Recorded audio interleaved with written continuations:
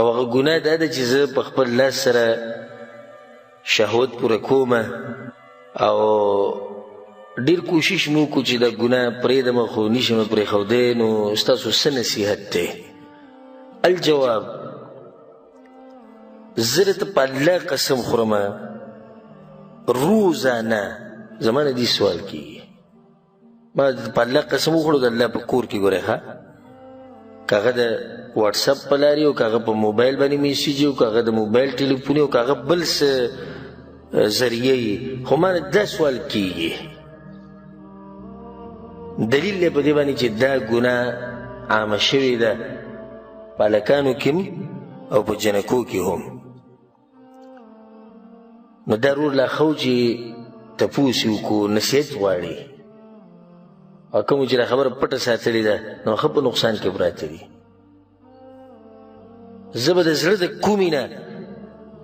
دغه رونو او خویندو ته نصیحت وکړم کوم چې په دې بیمارۍ کې اخته دي، او یو څو طریقې به ورته بیانې کړم ډېرې قیمتي، چې دا طریقې دوی استعمال کړو په دې عمل وکړو دې ګناه نه به الله ساتي. اول خو دا خبره یاده ساتئ چې استمناء دې ته وایي په خپل لاس باندې مني ویسته، که هغه هره طریقه خو د دغه استعمال پکې نه وي، لکه زنانې مخې ته نه وي، هلک نه وي، په خپله ریږي او دغه شان زنانه هم کوي. دا حرام دی د قرآن حدیث په رڼا کې. الله سبحانه وتعالی په قرآن کې دا خبره کړې ده، د مؤمنانو صفت ذکر کړی، والذین هم لفروجهم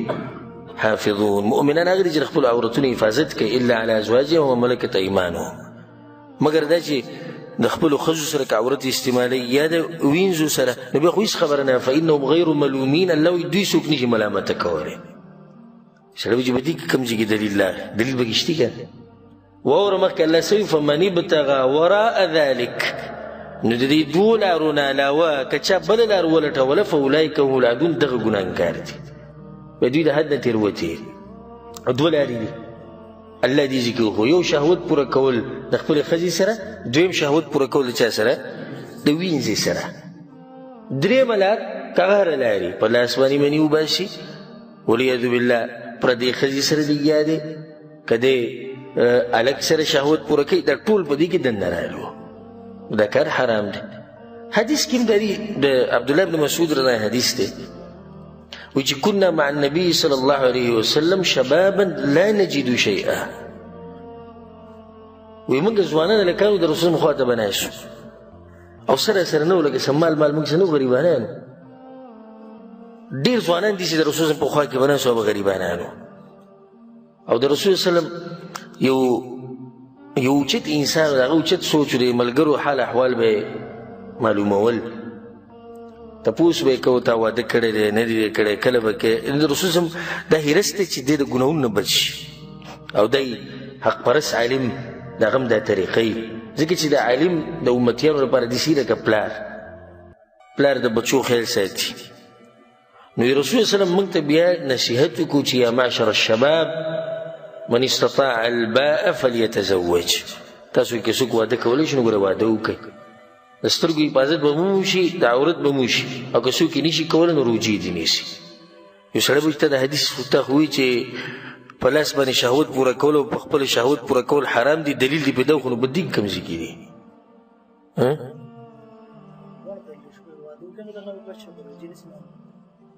نه، په دې کې دلیل دی چې دا کار ته چې کوم کې ده حرام دی، او هغه داسې روجې نیوه اسانې دي، او که په لاس باندې شهوت پوره کول اسان دي. څه اسان دي؟ شهوت پوره کول اسان دي. ولې رسول صلی الله دا ګرانه طریقه ښیي بیا؟ ولې رسول صلی الله ته پته نه چې داسې یو طریقه شته؟ پته ده ورته که نه پته؟ نه یې ښیي، او ښه اسانه طریقه ده، خو ویې نه وي چې تاسو کې څوک واده نشي کولی هغه خیر دی، ځان له د خپل شهوت پوره کوي داسې ونه وي، وایي چې نشي کولی یو روجې نیسه که نه، دلیل دی په دې باندې چې دغه کار حرام دی. د هغې نه بعد بیا راځو یو څو نصیحتونه، هغه دې وروڼو او خویندو ته کوم چې په دې کار کې اخته دي. اولنی نصیحت یا اولنی طریقه د دې ګناه نه د بچ کېدو هغه ده د الله سبحانه وتعالی نه یره، او دا سوچ چې الله معیني، الله زما اوري د الله په مخ کې زه څنګه دا کار وکړم دا کار چې څوک کوي که هغه هلک دی او که جنۍ ده خو د چا په مخ کې نه کوي ګورئ چا په مخ کې کوي نه کوي مطلب چې د خلکو ډېر قدر کوي او چې کله ځان له یوازې شي بې کوي نو د الله قدر او تعظیم د ده په زړه کې نه وي ناولنې خبره دا ده د الله نه یره او په زړه کې ستا دا وي که توبه ویسته غواړئ که نه زه ټولو دغه وروڼو او خویندو ته کوم چې په دې ګناه کې اخته دي که توبه ویسته غواړئ نو اولنۍ خبره دا ده چې ته په زړه کې دا ساتې چې دا کار زه د دې لپاره پرېږدم چې الله نه چېرته ناراضه نه شي ځکه چې الله خو معیني نو دویم کار به دا وکړي دویمه طریقه بلکل په میخ لګول غواړي چې دا ګناه بیا ونه کړي واده وکړه دا ټول اوچته طریقه ده واده وکړه او دا قیسې پرېږده دا قیسې پرېږده چې په خپو ودرېږي او په خپو ودرېږي بل زما د یو عالم تقریر اورېدو او په دې مسله باندې بحث کوو ما سره والد صاحب هم ناست و هغه ته مې هم بیا وښو ما ګوره د عالم څومره قیمتي خبره وکړه هغه عالم دا خبره کوله وی موږ مخکې څنګه وي موږ مخکې دا قیسې کولې چې په خپو ودرېږي په خپو ودرېږي هلک به وایي د 15 کالو مور پلار به له جنۍ راوسته داسې وه که نه وه همدقه شان وه نو بیا هغه ووی نتیجې څومره مزداره وه ټول عمر له بیا د جنۍ د دې هلک د مور پلار قدر او احترام کوو ځکه چې راوستې چا ده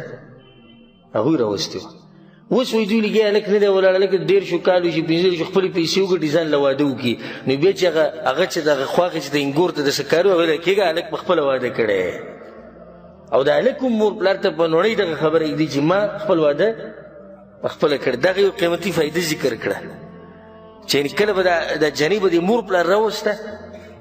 نو د جنۍ به بیا د مور پلار د خپل خواښې څخه ډېر قدر او احترام کو او د پلار به هم ډېر قدر او احترام کو چې د جنۍ دوی ماله راوستې ده اوس هر سړی په خپله لار دی په خپله مرضۍ واده وکړي بیا هغه جنۍ هغه خواښې څخه دوی لرې کېږي هغه په خپله واده کړی تاسو له پکې روپۍ ورکړې ده دغه یو ناشنا فایده ذکر کړه په ټیم جواب به دغه بیان اورېدو خبره مې دې پورې کوو چې واده وکړو دا قیسې پرېږدئ چې په خپو ودرېږو او په خپو ودرېږم الله به دې مالداره کړي ته څه طریقه روانه کړه که نه چې طریقه روانه کړه او دغه غم خادیانې که کې ده کومې چې زموږ په معاشره کې دي نو بیا خو په 20 کالو کې هم نشي کولی خو که ساده ونته کې واده کوي او د رسول صم په طریقه نو واده ښه په اسانۍ سره کېږي بله ده مور پلار که هلک او جنۍ له واده نه کوي نو د هلک او جنۍ له پکار دي چې په څه طریقه د دوی د غوږ ته دا خبره ورسوي چې موږ واده کوو په دې باندې هغو نه ګناهګارېږي بلکې په دې ګناهګارېږي چې په ګناهونو کې پراته دي او څه وایي نه او مور پلار له پکار چې د الله نه ویرېږي د الله نه زه دې مور پلار ته وایم والله العظیم په الله د قسم خورم د الله په کور کې چې زموږ ځوانان هلکان او جنکۍ ګوره تباه و برباد شو دا موبایل ورسره په جیب کې جنکو تصویرانو دا غلط کارونه کوي د جنکو سره دا موبایل پرتې د هلکانو د تصویران ګوري دا غلط کارونه کوي او موږ ځان داسې کړی چې دا تعلیم یافته دی او دا ښه دی او دله موبایل والا او دله پلانې والا او علانې والا د هر څه نه مخکې د دې حفاظت داسې وکړه چې واده وله وکړه نو د دویمه طریقه شوه درېیمه طریقه دا شوه دا کم سوچونه او فکرونه چې تا ته راځي دا کم سوچونه او فکرونه چې تا ته راځي دا څه کړه دا ختم کړه لکه اوس یو سړی دی چې د شپې وده کېږي نو شیطان ورته لازم د جنۍ سوچ راولي چې جنۍ وي او داسې وي او دغه او جنۍ وي چې هلک وي او داسې وي او دغه زه به دا خبرې صفا کوم چې ځکه چې دا مسله عامه شوې ده او زه یې پټه وساتم بل یې پټه وساتي دوی به څوک پوه کوي او مور پلار یې پوه کوي نه نو دې سوچونو کې چې ته پروت یې بیا به دا کار کوې خو په ځان باندې د سوچونو ده د دروازه څه کړه دا بند کړه دغه طرف ته قطعا سوچ مه کوه دا 3 خبرې شو څلورمه خبره نظر خپل کوز ساته د نظر حفاظت ځکه چې اولنی غشې چې هغه د فحاشۍ طرف ته ځي هغه دا سترګې دي او دا موبایل چې نه وي او دا قصې نه وي دا فلمونه او دا ډیشونه او دا شینه مینه پخوا چې د چا دا ګناهونه کړي دي اوس د 8 کالو ماشوم چې کور ته راننوځي ته به یېرېږي چې دی په څه پوه دی او که نه دی پوه خور او ورور چې د یو بل سره لوبې کوي نو ستا به پرې نظري ځکه چې اکثر دا دغه وګوري دا ویډیوګانې د شینه مینه وګوري هغه به یې تطبیق کوي اقشن کارونه بیا کوي دا ولې یو څو ورځې مخکې په پنجاب کې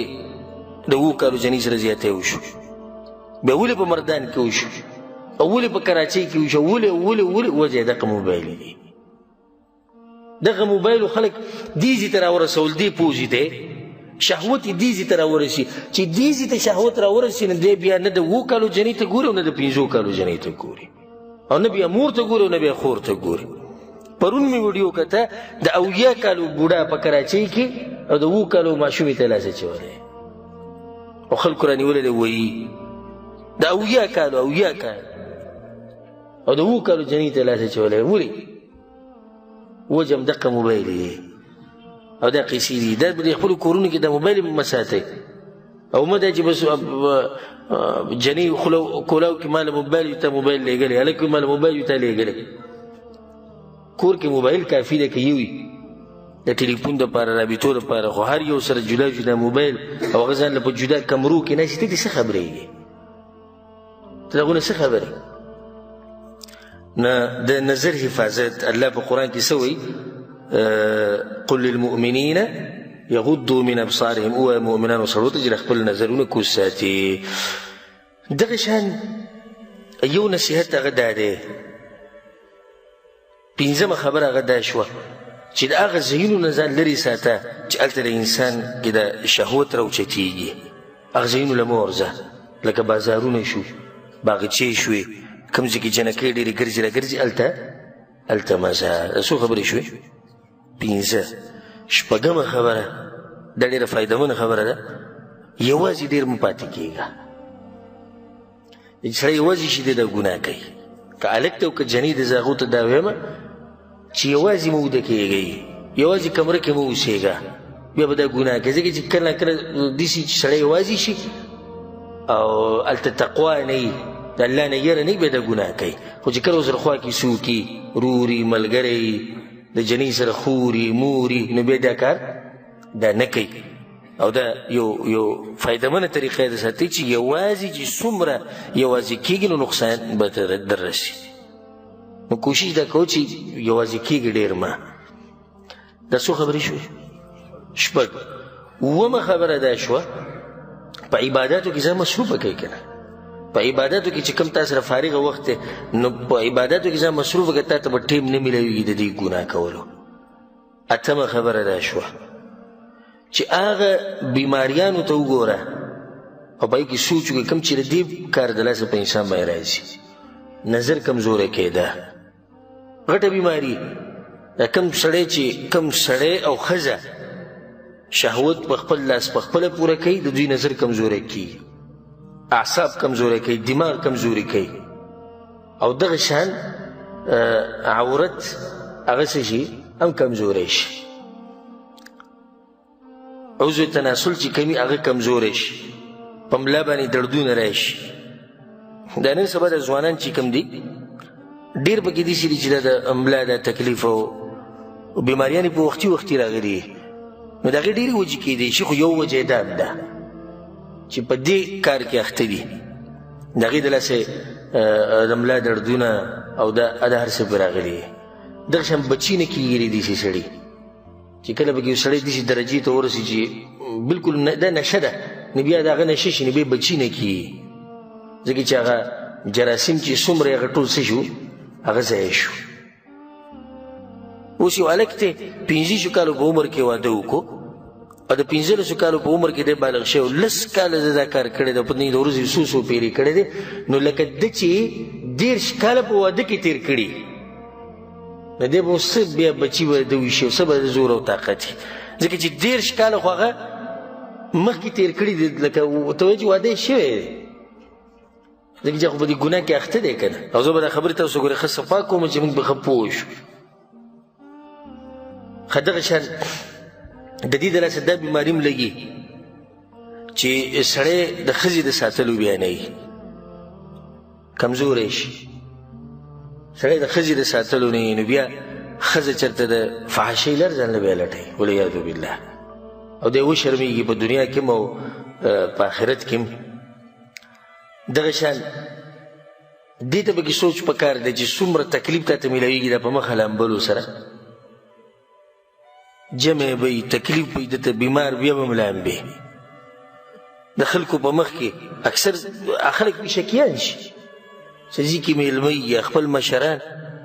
د ټولو خبرو ته سوچ پکار دی چې دې دلاسې بیماري دې دلاسې دماغ کمزوري کي حافظه کمزوري کي د دې دلاسې سړی داسې دغه غونته کې شي چې نانګاره یعنې کوم خلک چې دې کې ډېر دغه شوي دي هغه داسې نانګاره غونته کي او دا داسې مرض دی والعیاذ بالله چې په دې کې څوک اخته شي نو د خپله ښځه ورله خوند نه ورکوي یعنې ښځه به ورسره یي خوا کې خو دا ګناه به کوي نو دا دومره خطرناکه ګناه ده دا څو خبرې شو و اته نهمه خبره هغه دا ده چې دا خبرې د زړه نه وباسئ د بعضو په دې زړونو کې دا ده وی یا زنا کولی یا دا کولی نو زه خو دا وړه خبره کوم که نه د بعضو لکه ځان ته دا کار په دې روا کړی دی چې یا به زنا کوم نه ولې به یا زنا کوي یا به دا کوي ولې رسول صلی الله علیه وسلم صحابه کرامو ته یا واده وکړئ یا روژې ونیسئ ته څنګه وایې چې زه به یا زنا کوم یا به دا کوم زنا خو دواړه دي خو دغه زنا چې دی مشره خور ده او دی څه ده د کشره ده یو شی نو دا خبره به د زړه نه وباسئ لسمه خبره هغه دا شوه چې مضبوطه اراده او مضبوط عزم چې زه به شیطان ته ځان نه سپارمه